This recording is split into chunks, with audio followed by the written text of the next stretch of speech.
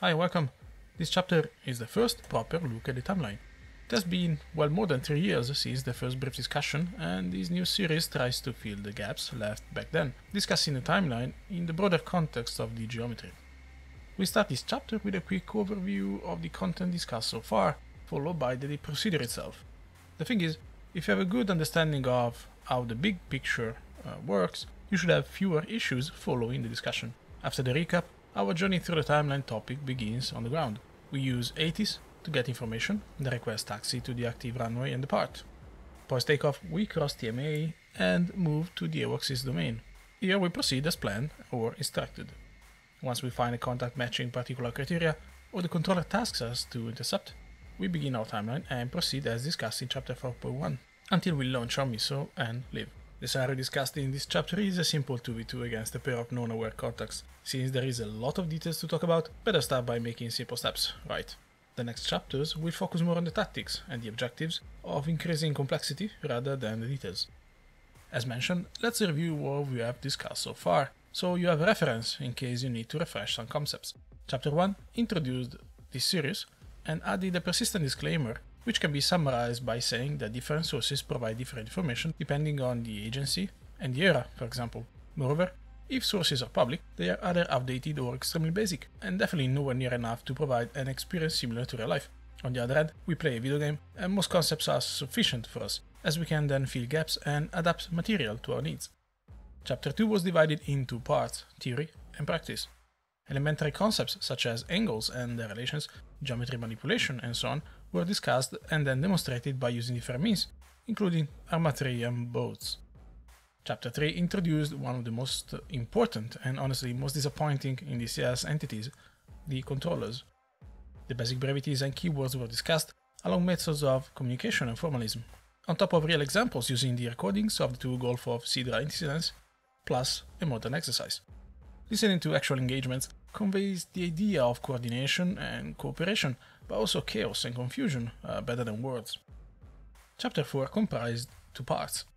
The first one provided a first glance at the timeline, breaking it down into 3 logical blocks, an organization we will maintain in this chapter as well. Next, a brief parenthesis about radar usage, sanitization and mating. Part 2 clarified more concepts, such as definitions, notching and cranking, and introduced crew comms and contracts. So, introduction done, let's jump straight into the timeline, shall we? Let's start from the very beginning. I noticed in fact that not many cover the whole journey, but doing it to put us into the current mindset. Meaning, it's not only just going up and shooting, but there is a lot of planning, coordination and considerations to make. For example, we are not alone in the sky, and we must coordinate with others. We have a scheduled flight plan, fuel is one of the most important commodities, and so on. Since it takes just a few minutes, let's start from the ground. This is a vastly trimmed and simplified version, but I hope it can be useful. This part is based on my reminiscences playing with the 1/32 virtual wing and others.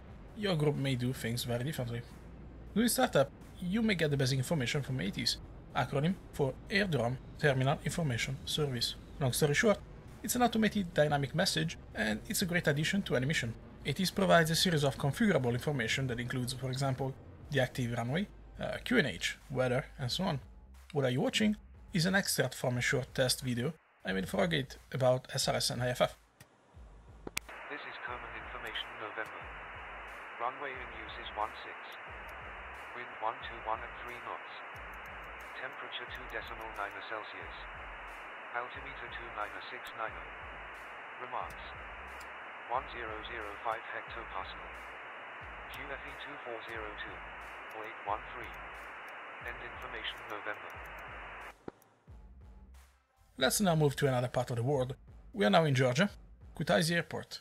Let's say we are parked in ramp north, and once startup is completed, and we are happy that our flight or section is ready, then we can get on the radio and contact ground or tower depending on what you have in your mission.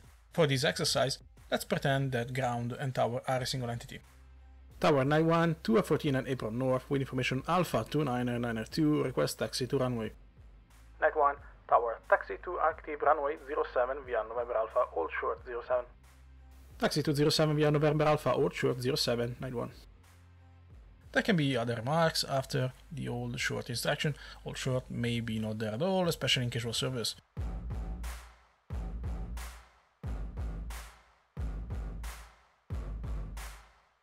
Tower, Night 1, holding short of runway 07 at Alpha, ready for departure. Night 1-1, Tower, runway 07, line up and wait. Tower, Night 1, ready for departure. Night 1-1, Tower, on departure, maintain runway heading, climb maintain 3000, wind 100 at 10, runway 07, clear for takeoff. Climb maintain 3000, runway heading, runway 07, clear for takeoff, Night 1. As we get close to 3000 feet, we contact Tower again, or Tower contacts us, depending on whether they are having an app or not. Night 1, Tower, switch to control 123.4. Switch to control 123.4, Night 1. Control Night 1, level at 3000 feet on runway heading. Night 1, control, climb fly level 100. Climb fly level 100, Night 1. As we approach the boundaries of the TMA, we check out and contact the controller. Again, the TMA control or approach may contact us first. Also be mindful of the transition between transition altitude and later transition level. Night 1, control, contact Magic 234.5. Contact Magic 234.5, Night 1. As the AWACS should have a copy of our ATO, there is really not much to say in this simple example. In other cases, the flight may receive additional instructions, such as a change of altitude. Magic Night 1 has fragged, fly level 090, climbing fly level 100. Night 1, Magic, radar contact, Alpha check 135.22, climb maintain fly level 250. Alpha check, sweet, climb maintain fly level 250, 91. Next, we may be passed to another controller, or just proceed as instructed. In our example, let's say we're pushed to another controller called sign Darkstar. And that's just about where we are when we start to dive into the timeline. Note that comms are indicated using the two onboard radios, forward for the intersection and the after for the primary common frequency. Going forward, the slides are organized in 4 panels.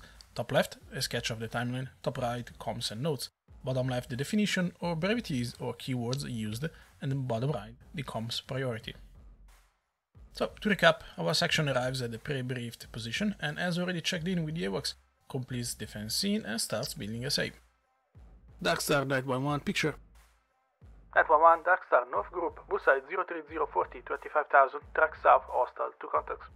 In this case we have a group labeled North, and it is somewhat northeast of our bullseye, and is moving southwards. The labeling may be absent at this point and assigned later. Remember that the section itself can assign a label if necessary. Labeling drastically simplifies coordination. Quantity documentation, in fact, generally geographic labels make the most sense to all players. For example, if GCI describes 2 groups, one of which is directly north of the other, and they have not labeled them, then you should label them in your commit or targeting call. And moreover, labeling saves your time and brain bites. Oh, trust me, I agree on this, especially as a Rio in complex missions with a ton of civilians around. Now the section processes the information and evaluates whether to commit or not. This is done by considering a series of pre-briefed commit criteria. Some of the parameters include range, for example predetermined range from fighters or defended asset, location, enemy assets affecting a strike route, threat-based, only commit against certain aircraft types, weapon employment, so allow fighters to employ at their first available employment range. And you can add, of course, all the parameters you consider relevant and important to successfully achieve the mission objectives. Who decides the commit should be pre-briefed as well. So without going too much into the details, the commit authority can be granted to the mission commander, package commander, and the controller. The goal is ensuring that the fighters remain on timeline against threats. There can be some variations, so if only the MC and the PC have commit authority, they will commit if the commit criteria are met. The controllers can only recommend commit. With the controller as commit authority, they will direct commit when the commit criteria are met. MC and PC can only recommend commit. If the commit is directed by the fighter, the controller transitions from pre-commit comms to tactical control or using a leading edge picture. To keep this example simple, let's say that the section is controlling the commit and the leader communicates his intent. Darkstar 911 commit. Night 1 check master arm. The fighters at this stage are already fenced in, but the master arm is kept on a safety position. Tapes are activated as well, but they are not implemented in DCS, so I just keep them. 3 things now happen. The next formation should be pre-briefed to minimize superfluous comms, for example combat spread. The radars should be used to sanitize the airspace as briefed. This section points and assesses the group. Point and assess means turning towards the contact and having them on the nose. This is really useful if you're not familiar with geometry or you're playing with older aircraft, as this position provides valuable information to the crew, simplifies the determination of parameters perhaps not provided by the avionics, such as aspect, and so on. In such a case, in fact, the determination of target aspect is quite simple, as ATA is 0, then TA is therefore BR2FH. There are other advantages. For example, your weapons are already pointed at the target in case of an escalation of the situation. On the other hand, the range tends to decrease, and you may not always want that. And the target improves its SA when it detects your radar. For this exercise, let's assume that your aircraft does provide basic target information. As we have seen, F-16, FA-18, F-14 all provide at least basic target data, although it may require some radar feeding. More considerations about the geometry will be made post-correlation, as the classification of the contact and groups is factored when defining our posture. The correlation is not always necessary, as the ROE many groups are just a bit stable, and it is used for several purposes, sometimes not applicable to TCS. The most useful information conveyed by the correlation is a check on the ROE, sensors, and targeting responsibility. The brevity used is declare. Darkstar 911, declare North Group. 911 Darkstar, North Group Bra, 345 110 25,000, flank south, hostile to contacts. Declare can be used outside the timeline as well, and the answer can provide more information, more feelings, and bullseye may be used. So, for example, 911 Darkstar, North Group bullseye 03040 25,000, track south, hostile, targeted by Ghost 3. North Group is hostile. This leaves us free to employ. However, this may not always be the case. For example, a group can be ID Boogie Outlaw Spades. Therefore, its origin is from a known unfriendly airfield or position, and the IFF identification is unsuccessful. In these cases, opening fire is usually forbidden, but there are conditions that should be pre-briefed that allow the controller or the fighter to escalate to hostile. For example, the group has a radar lock on the section, they are fast and high, have a threatening posture, and so on. The situation is similar to what we have discussed in the previous chapters. Remember that non-hostile classification invites an approach aimed at visually identify the contacts rather than blindly shooting. Let's now assess the geometry. As we did in chapter 3, let's compare the three sets of information. Bullseye is 030 for a range equal to 40 nautical miles. Bra is 345 at a distance of 110 nautical miles. Geometry parameters instead are TA 15 left, ATA 30 right, CAT 48, DOP right to left, SR 110, lateral separation 165,000 feet. In this scenario, since the target requires no further ID and we are free to engage, we are not interested in lateral separation or a VAD or a conversion. We just want to reduce TA for a FOX-3 shot. To achieve this, we use the tools we have discussed. The simplest, depending on the scenario, is a cut into greater than collision plus acceleration. In our case, our maneuvering room is not limited and we have sensors awareness. If this were not the case, 90 cut would have been a solid alternative. One last consideration before proceeding. Depending on variables such as the radar performance, the ability of the radar operator and others, the point and assess step may take a few seconds.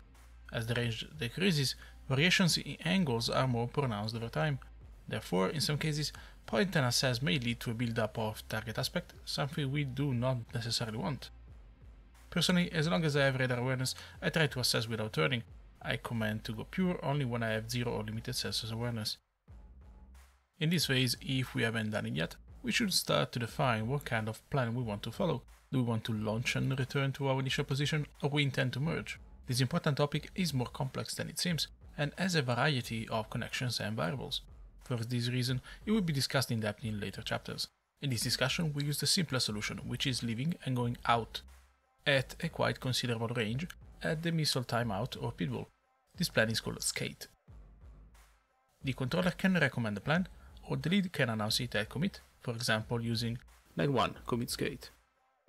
Usually, the most common place for the plan definition is along the upcoming targeting declaration. Targeting is the first step of the second logical block of the timeline. The two keywords used in this part are target and targeted, depending on if the intent is informative or a directive.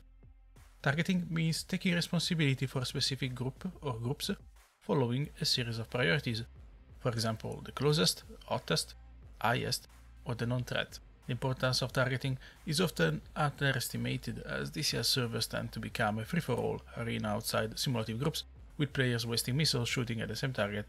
By calling targeted, Other players should now be aware that the group is now your responsibility until they are destroyed, leave the area, and the responsibility is relieved or something else happens.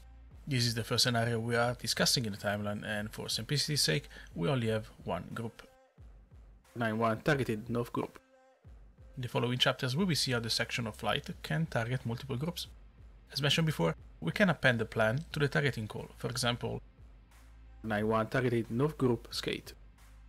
The following is a brief extract from the RIA recording used in chapter 3. Target group bullseye 073 27 40,000 short skate. Thing 1 and 2 high left. Thing 2 target south group 33,000. Short skate 40 scope. If the targeted group runs away, the section can take the bait and end up in trouble if it pursues. Usually a better course of action is giving back monitoring responsibilities to the controller and resume to the previous posture.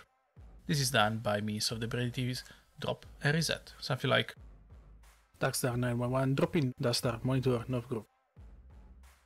Darkstar 911 reset east Darkstar monitor North group. There are, however, cases where drop should be avoided, for example at short range, as the group can easily turn around again. If post-drop the target turns out again, the section can recommit. This is another extract of the video we have listened to a few seconds ago. This time the group is dropped by Fang, and Tamper, the controller, resumes monitoring of such a group.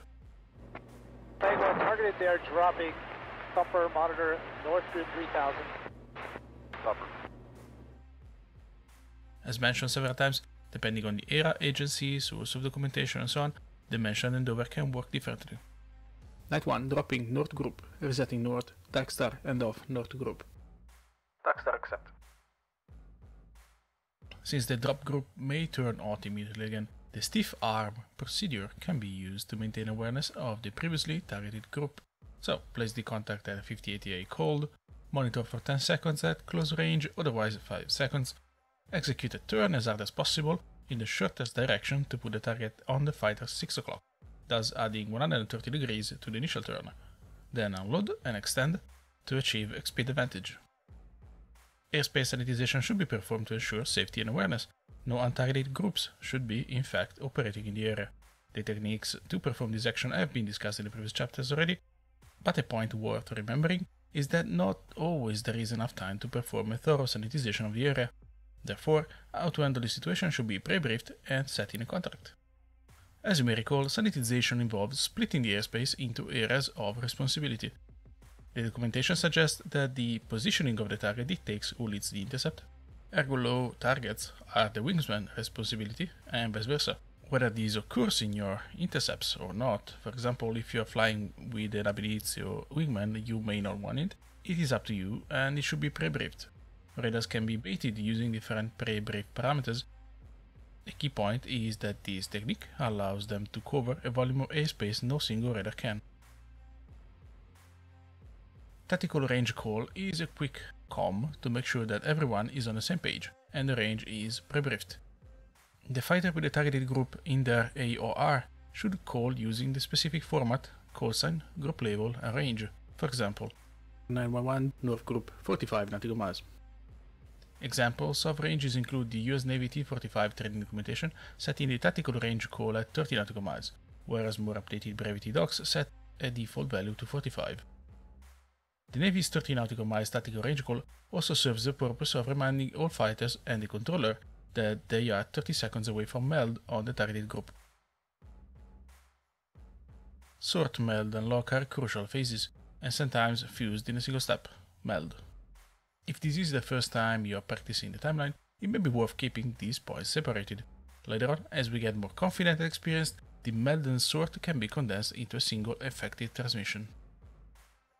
Let's introduce the two concepts, one by one, starting from Sort.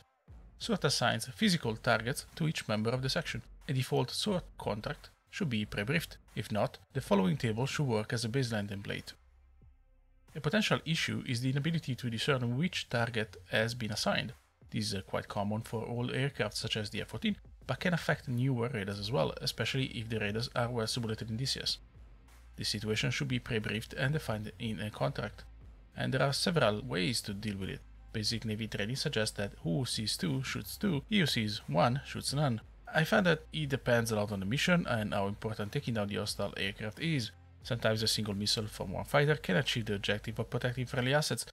Sometimes it is better to increase the chances of killing at least one target, and both fighters shoot potentially at the same target. In other cases, decreasing the range and changing the geometry can help the sort process. Meld instead concerns the radars. When Meld is called, the airspace sanitization is interrupted, and radars are focused on the targets. So for example, from a wide set of bars and azimuth to track or scan, or STT depending on what was agreed before. This is when the agreed sort criterion is put into practice, or it is communicated by the leader. Meld comms can be quite detailed, and can include altitude, sort techniques, and bra. For example, night, Meld, it's 30. And this is the minimal description. A more complete description instead can be night 1 Meld, it's 30 side-side. And finally another example where bra is included. Night 1 Meld, 33040, it's 30 side-side. The next step as we are approaching the employment range is locking the appropriate targets. There are two possible situations. Either the fighters are sure about the sorting or not. As mentioned before, this is a rather typical situation where there can be issues which should be clarified beforehand. Usually, the wingman sorts and locks first, then the leader. The wingman can answer with locked if the fighter is not sure about which aircraft he has locked, or sorted if the fighter is sure and has sorted as briefed. For example, to locked 30,000, or even better, to sorted far 30,000. The descriptor emphasizes which target has been locked by the wingman. When locked is used, the wingman does not know which target he has, and thus no descriptors are used. Let's now hear another example from the usual recording. Thank you, Watch 032 34 3000. Thank you, press. Steve. We are now in the last phase of this first in-depth look at the timeline. We finally get to shoot something. Before doing that, remember to define ad hoc contracts to regulate radar modes and other parameters. In DCS, track scan is the king of the radar modes. In real life, it was hardly used for employment versus maneuvering targets, at least in the time frame DCS depicts best. Remember to discuss in the briefing which radar modes you want to use. So this step is rather straightforward. The section launches the missiles and cranks. This maneuver was discussed in chapter 4.2. Comms-wise, they are rather simple. The addition of the positional references is welcome, but a lot depends on the model you use, as the good old OG9 can make a quick look at the nav grid and non-immediate action. As we have seen, the bullseye is much more integrated into the flows of F-16 and F-18. Night 11 FOX-3, Night 1 crank west. Night 11 FOX-3 crank west. If two or more missiles are being launched at the same time, this information can be appended to the previous comm. For example, Night 11 FOX-3 2 ships. Our trusted audio recording provides us with more valuable examples. Thank you, Fox 2 group, bullseye 022 30. Thank you, Sally. Thank you, Fox 2. Whilst cranking, the wingman must ensure that the target does not leave its radar scope. If this is about to happen, the wingman must alert the leader. To Gimbal. During the maneuver, the section assesses the situation and plans ahead, but these topics are covered in the following video. For the purpose of this example, this phase of the timeline is fundamentally over. The section maintains awareness and sustains the missile until pitbull or timeout. Take 1 and 2 outright. If the contacts disappear from the control assessors, two brevities can be used depending on the situation, faded and vanished. In our scenario, the targets have been destroyed, so task completed. Night 1 North group vanished. Or with more information, Night 1 North group vanished. Bullseye 09050, track south, 2 contacts. if other groups were in the area, the last communication may include a new picture. Thumper, new picture. 2 groups, Azimuth 21, North group bullseye 08537, 1300. South group 22,000, awesome, both groups. So this concludes the first detailed look at the timeline. As we have seen, the focus was entirely on the details, and the action per se was quite simple. Going forward, we will focus more on tactics and scenarios, such as plans more complex than Skate, or where Skate is just a part of an overall game plan. We will also add commits on picture composed by multiple groups and related sub-targeting. Eventually, we will embrace MAR, LAR, WEDs and NEDs, because as you may have noticed, there are no ranges in this timeline, as they depend on the aircraft in use, the target, the relative weapons used, and so much more. Thanks for watching and take care.